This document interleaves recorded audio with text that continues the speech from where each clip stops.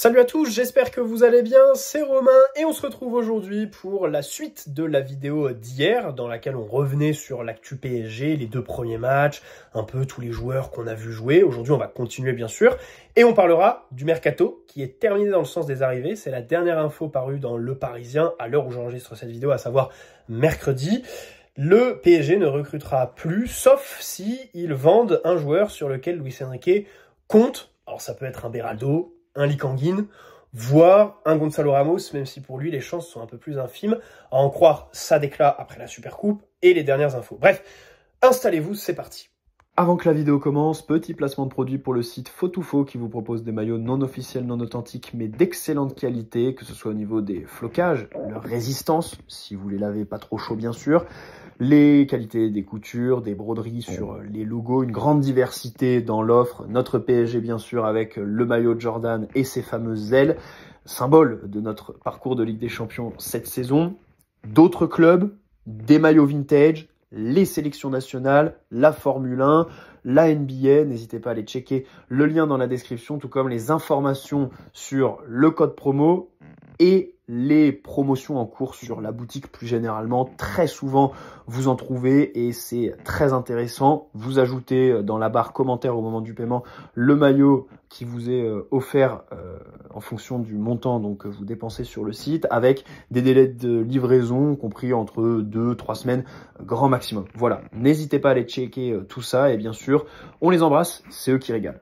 Alors, continuons notre petite revue d'effectifs entamée dans la vidéo d'hier, le listing de tous les joueurs, leurs prestations sur les deux premiers matchs contre Tottenham et Nantes, même si bien sûr, difficile de faire des conclusions à arrêter vraiment parce que les conditions physiques sont absolument pas réunies. Bien sûr, ce serait trop hâtif que de enterrer ou au contraire tirer des conclusions assez générales.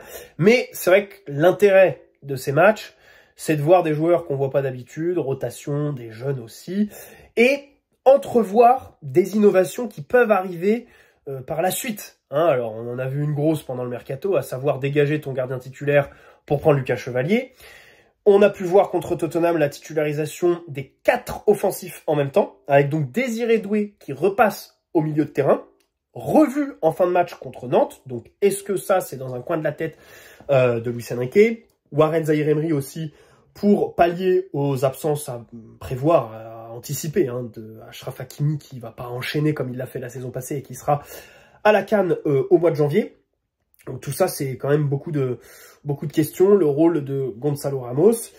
Et voilà, on va essayer d'être assez clairvoyant dans cette vidéo. Commençons par Fabian Ruiz. Alors, lui, c'est une vraie énigme, son début de saison, son retour, parce que contre Tottenham, entrée fantastique. Il change la face de l'équipe sans être décisif. C'est vrai que c'est exceptionnel ce qu'il fait. Il arrive, toujours les bonnes zones, les bons appels, les passes très bien dosées, dans le demi-espace à droite, exceptionnel, vraiment. Les efforts à la récupération, machin. Un PSG tout de suite beaucoup plus dynamique. Les circuits de passe beaucoup plus fluides.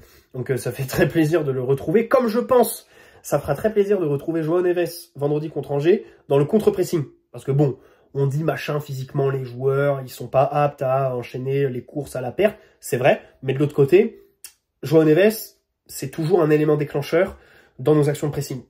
Et donc, le retrouver, je pense que ça va aussi changer quelques petites choses là-dedans. Surtout que lui, il a eu une préparation, c'est celui qui se rapproche le plus d'une préparation normale puisqu'il a loupé les 2 premiers matchs.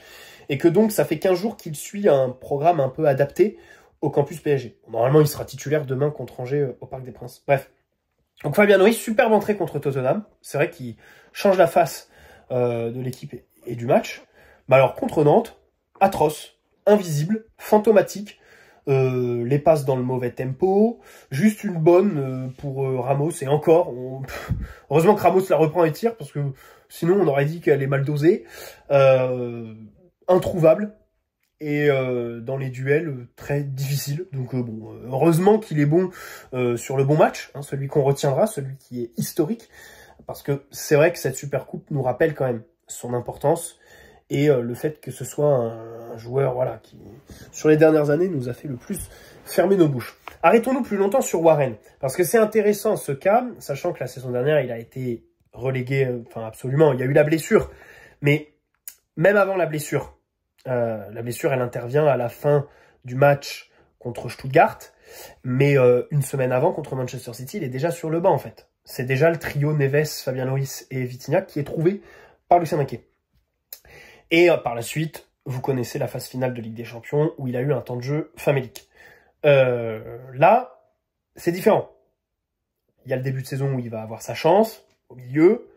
Un peu plus loin, quand Hakimi sera à la CAN, probablement ce sera la solution numéro 1 au poste de latéral droit. Et c'est vrai que par rapport à la saison passée, vu le temps de jeu la saison passée et celui qui l'attend là, on peut se dire qu'il pourrait faire office de recrue, entre guillemets. Mais bon, son match contre Tottenham est plutôt moyen. Alors moi j'étais un peu déçu parce que contre Tottenham, techniquement, ça a foiré complet, quoi. Les contrôles qui étaient 10 fois trop longs, les passes mal dosées, toujours dans le mauvais tempo, les rushs qui étaient assez difficiles. C'est dommage parce qu'il démarre bien son match, et après il perd le fil, et il est pas bon. Au milieu, hein, poste préférentiel, alors que dans les médias, on nous disait qu'il faisait des bonnes séances d'entraînement, qu'il avait un peu impressionné le staff, machin, qu'il était bon depuis son retour, quoi, qu'il était en jambes. Pourtant, il nous fait le match d'un mec qui met pas un pied devant l'autre, qui est encore en vacances, voilà, et qui est vraiment pas bon, alors qu'on avait les échos contraires dans la presse. Et contre Nantes, en latéral, bah, il a été vraiment bon. Faut vraiment souligner que c'est un des meilleurs joueurs sur le terrain. Avec ballon, il est beaucoup plus juste. Il fait quelques incursions, et surtout sans. Enfin, j'ai en tête 2-3 transitions qui ont été coupées de bien belle manière. Et comme on l'a dit dans la vidéo d'hier, c'était Guirassy face à lui, qui est quand même un client en matière de vitesse, tu vois. Enfin, faut avoir du coffre pour lui courir après et défendre sur lui. Bah, ça a été le cas avec Zahir Emery. Donc un vrai bon match en tant que latéral. Bien meilleur en tant que latéral droit qu'au milieu. Après, c'est difficile de comparer, machin, contre Nantes et contre Tottenham. Mais voilà, c'est vrai que c'est de bon augure pour la suite. L'année dernière, João Neves avait dépanné à ce poste-là. Mais je pense quand même que c'est Zahir Emery qui est bien devant. Notons aussi Mayoulou. Hein. Alors Mayoulou, là, il a eu une blessure un peu bizarre, on sait pas trop. Un peu la blessure, tu sais, retour de vacances, machin, t'es pas prêt, tu te pètes un petit truc. Et visiblement, il est encore pas dispo pour le match contre Angers demain. C'est dommage parce que lui, en fin de saison passée, on a vu des fins de match où il était latéral droit et où il était bon et défensivement et offensivement. Donc ça, c'est à signaler. Peut-être qu'on verra aussi un peu de Mayoulou à ce moment-là. Voilà, donc Zahir Emery, bon, sa première mi-temps notamment, parce que c'est vrai qu'en deuxième contre Nantes, il disparaît un petit peu, mais la première est vraiment bonne. Il faut qu'il retrouve des jambes aussi, hein, parce que bah, finalement, il y a les vacances, machin, mais il y a aussi la deuxième partie de saison dernière où il avait assez peu de rythme finalement. Il jouait peu dans les grands matchs, machin. Au niveau de la confiance, ça a été difficile aussi pour lui d'être relégué comme ça. Hein. Enfin, on passe quand même... Enfin, dans le PSG, dans le premier PSG de Lucien Riquet de la première saison, c'était quand même le leader, enfin, un leader. Sa percée sur le but de Mbappé contre Milan en octobre 2023, son but contre Dortmund sur le match qui nous qualifie en phase d'élimination directe, la prolongation qui s'en est suivie, avec le salaire qui va avec, et là, la saison dernière, tu retombes, c'est difficile. Alors après, il est jeune. On verra aussi au niveau de la trêve, ce qui va se passer avec l'équipe de France, tu vois. Parce que... bah, est-ce que Deschamps va le sélectionner déjà? S'il le sélectionne, c'est toujours un peu frustrant. C'est une spirale qui est pareille en équipe de France parce qu'il est là, il fait les entraînements, mais en match, il rentre à la fin. Tu te dis, est-ce que c'est vraiment bien? Il prend pas de rythme, tu vois. T'as des joueurs de rotation. Lee Kang-in, par exemple, il est titulaire avec sa sélection, c'est super. Quand il part en trêve internationale, bon alors certes il va à l'autre bout du monde, mais il joue contre des peintres, donc ça va, il s'use pas trop, et surtout il est titulaire en fait. Donc il joue, il prend du rythme, il revient, il a des jambes, du peps, machin. Zahir Emery, bon, c'est pas... voilà. Il joue les fins de match avec les Bleus, donc puis même au niveau du mental, tu vois, ça joue aussi, hein, de passer 15 jours à l'entraînement et sur le banc, pas dingue, tu vois, pas dingue. Donc on verra ce qui va se passer sur cette trêve internationale de septembre. Arrêtons-nous sur Lee Kang-in. Lee Kang-in qui met une super frappe contre Tottenham. Alors ce qui est intéressant, c'est qu'il entre sur le côté droit. Il frappe depuis une position axiale, qui est pour moi son meilleur rôle. Enfin, faut arrêter avec Lee sur un côté. Mais ne soyons pas des magots non plus. Il est un peu axial, mais il est aussi sur le côté gauche. Parce qu'en fait, quelques minutes avant, il était repassé sur ce côté gauche, Lee. Moi, ça m'a rappelé son entrée à San Siro contre Milan quand on perd 2-1 là-bas. où il rentre à gauche et il est plutôt remuant. Moi, je l'aime bien sur ce côté-là, quand il est un peu, voilà, sur ce côté. Peut-être même plus qu'à droite. Après, Luis Enrique l'apprécie beaucoup sur ce côté droit. Je reste persuadé qu'il est meilleur dans l'axe. Après son match contre Nantes, où il met pas de continuité par rapport à son entrée contre Tottenham, parce qu'il est vraiment pas bon, c'était au milieu. C'était dans l'axe, donc il me fait mentir. Hein, parce que c'est vrai qu'il est relayeur droit contre Nantes, pas très bon, à part quelques renversements qui sont très bien vus.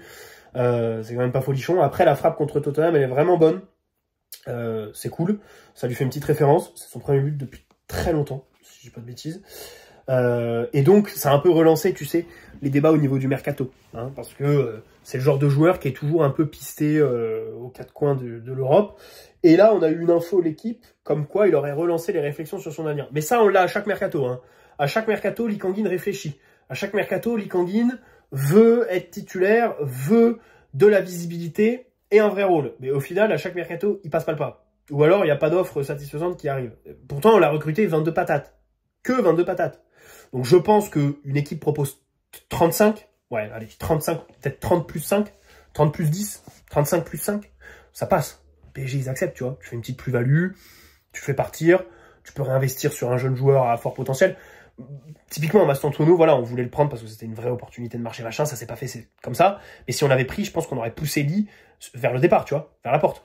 À Kliouche, si on se décide d'aller sur lui, même si, bon, 70 millions, ça me paraît énorme, on pousse Lee Kang-in sur le marché, tu vois. Mais ça se fait pas, le club bouche son joueur, enfin, Luis Campos, visiblement, lui dit qu'il est dans les plans.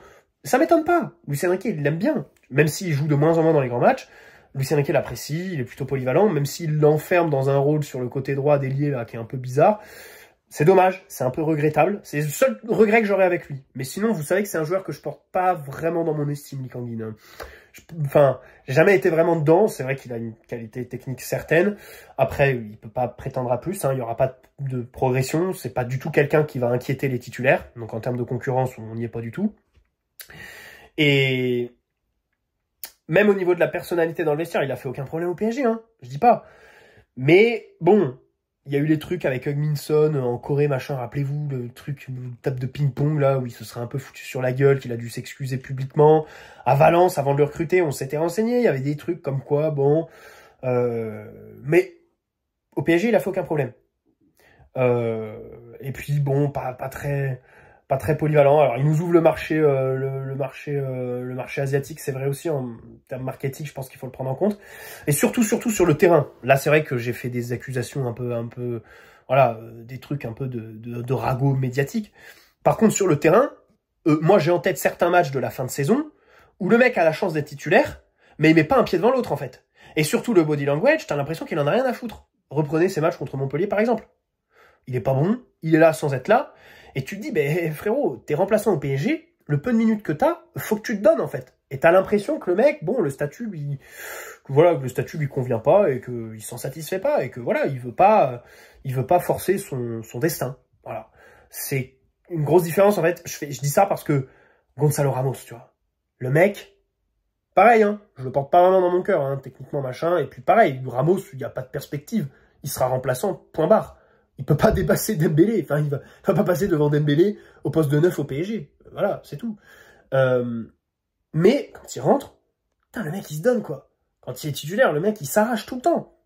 Il n'y a pas une fois, il a la grinta, machin, il a semblé accepter son rôle, il n'y a aucune rumeur, aucun truc au-dessus de l'autre.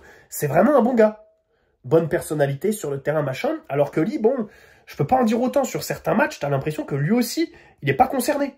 Alors que, bah, mon coco, si tu veux gagner du temps de jeu, bah, il faut que tu le sois, quoi. Donc, là-dessus, c'est vrai que si on peut le faire partir avant la fin, enfin, voilà. 35-40 millions, ça part. Et on recrute quelqu'un derrière, à voir qui. Bah, je comprends pas trop pourquoi Rodrigo, en plus, enfin, Rodrigo, là, il semble pas dans les plans de Xabi Alonso au Real. Je comprends pas pourquoi il veut rester là-bas. C'est vraiment une énigme. Je comprends pas trop pourquoi Arsenal ne fonce pas dessus. C'est vrai qu'à gauche, il y a quand même un vrai manque chez eux. Bon, c'est un peu bizarre. Un Rodrigo, un Savigno de Manchester City, je sais pas. Donc voilà, Mohamed Kudus qu'on affronte l'année dernière. Rappelez-vous, son agente, si je dis pas de bêtises, il est représenté par une agente qui avait fait une interview sur RMC où elle avait dit qu'elle l'avait proposé au PSG machin, mais qu'il l'avait refusé. Tu vois, le mec, il est remuant, tu vois. Tu sens que il doit viser au-dessus de Tottenham, le mec. Bref. Passons aux titulaires, parce que les titulaires, c'est pas plus glorieux que Lee Kang-in, hein, on va pas se mentir. Enfin, Lee a quand même pour mérite d'avoir réduit l'écart contre Tottenham, et là-dessus, on n'enlève absolument rien à son but, qui est quand même assez légendaire à l'échelle de l'histoire du PSG. Bon, Kvaratskhelia, il met pas un pied devant l'autre, hein. Les vacances, ça lui a pas réussi. Je pense même que la Ligue des Champions ne lui a pas réussi, parce que depuis la finale, c'est catastrophique. Voilà, on va pas passer par 4 chemins. La Coupe du Monde des clubs, pas un pied devant l'autre. Les vacances, visiblement, il a très bien profité à Cannes. Là, il est complètement hors de forme. Voilà. Le match contre Tottenham, il n'y a rien. Il y a juste une frappe qui est un peu molle. Et même défensivement, il fait que des fautes. Voilà, que des fautes. Il concède le coup franc du 2-0. Bon, il va falloir savoir. Alors, à sa décharge, pareil. Luis Enrique, il dit qu'il aime beaucoup les joueurs polyvalents, qu'il est très content de son effectif parce qu'ils sont tous polyvalents. Super. Mais il y a des limites. Kvaratskhelia côté droit, c'en est une. Faut arrêter ça. Il faut vraiment le laisser sur son côté gauche préférentiel parce qu'à droite, il n'y a pas un seul bon match, quoi. À la limite, il met un beau but depuis le côté droit face à Saint-Etienne. Mais Saint-Etienne. Donc c'est vrai que là-dessus... Et le truc, c'est que je comprends qu'il veuille aussi mettre Barcola. C'est quand même une sacrée marque de confiance. J'aimerais aussi revenir là-dessus. Hein. Contre Tottenham, déjà, Barcola titulaire sur une finale. On peut dire que c'est une petite surprise quand même. On était habitué à plus le voir dans les grands matchs, Barcola, titulaire. Titulaire sur son bon poste, à gauche, au détriment de Kvaratskhelia, que Luis Enrique adore, et qui du coup est mis à droite, c'est quand même 3 belles marques de confiance envers Bradley Barcola. Cette super coupe, où il a été un peu remuant, Barcola. Alors après, c'est vrai qu'il est un peu esselé. Il a besoin d'être accompagné à chaque fois, et là, il était un peu tout seul, il n'y avait pas trop de mouvement, donc c'était un peu brouillon, et puis à la finition, comme d'habitude, pareil, c'est aussi très brouillon. Désiré Doué, pareil. Alors, Désiré Doué, là, le truc, c'est que, bon, il y a une petite responsabilité de Luis Enrique quand même. C'est vrai que Doué, bah, contre Tottenham, il est titulaire relayeur. Moi, je suis très content. Au début du match, je suis très content parce que je me dis, c'est vrai que c'est un point où, quand Luis Enrique dit qu'il faut évoluer, c'est une piste de foutre Désiré Doué à ce poste-là. Mais dans ce contexte-là, bah, en fait, c'est pas bon du tout parce que les mecs n'ont pas de repères. Lui n'a pas les jambes et la lucidité pour s'approprier ce poste quand même assez spécial au PSG. Et on le voit parce que quand il repasse à droite, son poste préférentiel, hein, on va pas se mentir, bah il est très bon. Enfin, très bon. Il est meilleur contre Tottenham, Doué. Contre Nantes, pareil, il rentre côté droit, il fait plutôt une bonne entrée. À part un slalom là où il veut dribbler tout le monde, mais bon, ça il le fait souvent et du coup il énerve tout le monde, à commencer par Luis Enrique qui pousse une gueulante sur son banc. Il est plutôt efficace, il joue un peu pour les autres. Plutôt bonne entrée Doué contre Nantes. Mais alors contre Tottenham, bon pareil, c'est un peu compliqué quoi. C'est vrai que son déchet, ça fait partie de ce genre de joueur, mais il va falloir essayer de le limiter par la suite. Et le fait de mettre les 4 offensifs sur le terrain en même temps, ça pose quand même une question. Si tu veux à terme avoir Doué, Gvara, Barcola et Dembélé sur le terrain en même temps, peut-être penser à recruter quelqu'un, au moins un dynamiteur sur le côté, quoi, en termes de remplaçant. Un mec, voilà, pour le côté droit ou le côté gauche, parce que c'est pas Lee Kang-in qui va vraiment emballer les fins de match. Et alors Ibrahim Mbaye, c'est vrai qu'on pourrait penser à lui, parce qu'il a été, alors pas titulaire, il est rentré contre Tottenham, il a fait plutôt une bonne entrée, et son match contre Nantes est très clivant. Les supporters, enfin t'en as qui disent oui, il y a une progression qui est visible, d'autres qui disent bah ouais mais c'est pas suffisant. Et les deux ont un peu raison. Déjà il y a une progression. Dans le jeu il est plus spontané, moins stressé. Tu le sens dans les prises de balles machin, il est plus entreprenant. Aussi il n'hésite pas à changer de zone. Il passe de droite à gauche, de gauche à droite machin, il va demi-espace. Donc ça le rend un peu plus imprévisible tu vois. Mais autant à cet âge, les mecs, tu vois, physiquement, il est pas fini. Donc c'est vrai que dans les duels, ça peut être difficile parfois. Il est pas très rapide, à la différence de certains joueurs qui peuvent jouer sur cet attribut physique dès le plus jeune âge. Bah lui, il est pas avancé là-dessus. Mais il peut gagner. En vitesse, en physique, il peut se développer. Il suffit de faire du développé couché. Très bien. Par contre, techniquement, il y a certaines approximations, tu te dis, est-ce que ce serait pas inné. Tu l'as ou tu l'as pas, quoi. C'est vrai que dans la surface, il est bon, hein, mais dès qu'il arrive dans la surface, putain, les jambes, elles claquent. Il y a des contrôles, les ballons, ils sont, c'est long, quoi. C'est un peu, des fois, c'est très, très frustrant. C'est très difficile d'être objectif avec lui. Je pense qu'il faut prendre en compte le fait que Luis Enrique le fasse enchaîner et l'apprécie. C'est-à-dire que Luis Enrique, il est meilleur que nous. Il le voit tous les jours à l'entraînement, et je pense que du coup, il voit quelque chose chez ce petit, et c'est le genre de joueur, du coup, voilà, tu sais, comme il n'a pas vraiment d'une grande qualité, qui fait qu'il surclasse tout le monde. Aujourd'hui, on est dans un foot où les mecs percent de plus en plus jeunes, machin, les Lamine Yamal, et du coup, tu les attends tout de suite au tournant, les jeunes. Là, on est plus sur un profil un peu à la Barcola, tu vois, le mec qui va faire son chemin petit à petit, se développer, mais qui a besoin de temps. Pourquoi pas un prêt, vous me direz. Ça peut se discuter. Mais je pense que Luis Enrique voit en lui quelque chose, surtout qu'en plus, il fait des efforts. Le contre-pressing, par contre, là-dessus, il est très très impliqué, Ibrahim Mbaye. Donc voilà. C'est vrai que sa titularisation contre Nantes a été un peu mi-figue, mi-raisin. Voilà. Ramos, quel but contre Tottenham, qui rappelle je crois que c'est le premier de son aventure parisienne contre Marseille, sur un centre pareil, tendu, mi-hauteur, machin, qu'il arrive à reprendre en se baissant. Non, c'est vraiment fort. Le péno aussi, qui est très bien tiré. Juste après, il annonce qu'il veut rester. Très bien. Il semble accepter son rôle. Il fait pas de fioriture et il se donne à chaque fois. Bon, on en a déjà parlé de ça quand on était sur Lee, donc on va pas s'arrêter là-dessus. Après, son agent, c'est Jorge Mendes. Hein. Donc, j'écarte pas quand même d'ici à la fin du mercato. Arsenal, Kai Havertz s'est blessé. Ils ont besoin d'un joueur offensif. Je serais eux, je prendrais plus un ailier gauche qu'un attaquant, mais pourquoi pas se positionner sur Ramos. Je sais pas, à Newcastle, on va voir comment ça va se terminer avec Isaac, qui fait des stories Instagram, machin. C'est quand même, là, on est arrivé à un stade de rupture, divorce quand même très très avancé à Newcastle. Voilà, s'il finit par partir, après bon, il risque de le retenir, hein, mais s'il finit par partir, pourquoi pas se positionner sur lui, sachant que Kolo Muani devrait aller à la Juve, donc ce sera pas une option pour eux. Je n'exclus rien d'ici à la fin du mercato. Mais c'est vrai qu'en remplaçant comme ça, et puis dans des contextes très spécifiques, c'est toujours bien d'avoir un neuf dans ton effectif. Et il n'est pas de trop. Après, c'est vrai que sur ces récentes performances, tu peux peut-être capitaliser et faire une belle vente. Il y aura aussi la Coupe du Monde l'été prochain, avec le Portugal. Visiblement, il n'est pas inquiété. Il se dit qu'il aura sa place tout en étant remplaçant toute la saison au PSG, parce que il sera jamais titulaire au PSG, on va pas se mentir. Hein. Et peut-être qu'après la Coupe du Monde, on pourra faire une belle vente s'il performe à ce moment-là. On rappelle son triplé contre la Suisse lors de la dernière. Bref. Donc, on verra après contre Nantes. Bon, il est titulaire, il se démène, hein, il dézone beaucoup pour participer. Il a des belles occasions. Enfin, il y a la Paoletta qu'il a failli refaire. Il y a le but hors jeu. Ça, je lui en veux un peu sur cette action parce que c'est un vrai beau but. Et c'est très frustrant parce que s'il se repositionne plus vite, il n'est pas hors jeu. Et malheureusement, comme il est un peu lent, un peu nonchalant dans sa course là, en fait, il est hors jeu. Donc c'est un peu de sa faute, donc c'est dommage. Dembélé contre Tottenham, super match, honnêtement, que ce soit en faux neuf. Au début, il fait beaucoup d'actions de pressing, et puis après, tu sens qu'il est un peu tête brûlée, tu sais. À partir de la 20e, il est complètement cramé. Donc il arrête de faire ses pressings, et il se dit, ah oui, donc, okay, je rentre de vacances.